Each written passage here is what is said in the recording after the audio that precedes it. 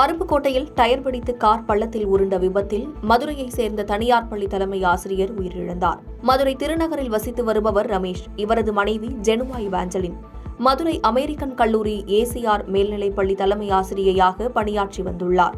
இந்நிலையில் பக்ரீத் விடுமுறையை ஒட்டி ஜெனுவா இவாஞ்சலின் சொந்த ஊரான ராமநாதபுரத்துக்கு குடும்பத்துடன் சென்றுவிட்டு மீண்டும் மதுரை நோக்கி வரும் வழியில் விருதுநகர் மாவட்டம் திருச்சுழி அருகே கானாவிளக்கு பகுதியில் காரின் முன்பக்க டயர் வெடித்து கட்டுப்பாட்டை இழந்த கார் சாலையோர பள்ளத்தில் கவிழ்ந்து நொறுங்கியது. இதில் ஜெனுவா இவாஞ்சலின் சம்பவ இடத்திலேயே பரிதாபமாக உயிரிழந்தார். இவர்களுடன் பயணித்த கணவர் ரமேஷ் உட்பட 5 பேர் லேசான காயமடைந்தனர். இவர்கள் அனைவரும் அருப்புக்கோட்டை அரசு மருத்துவமனையில் சிகிச்சை பெற்று வருகின்றனர். இதுகுறித்து ரெட்டியப்பட்டி காவல் நிலைய போலீசார் வழக்கு பதிந்து விசாரித்து வருகின்றனர். பாதகம் செய்பவரை கண்டால் நாம் பயங்கொள்ளலாகாது பாப்பா, மோதி மிதித்து விடு பாப்பா, அவர் முகத்தில் உமிழ்ந்து விடு பாப்பா.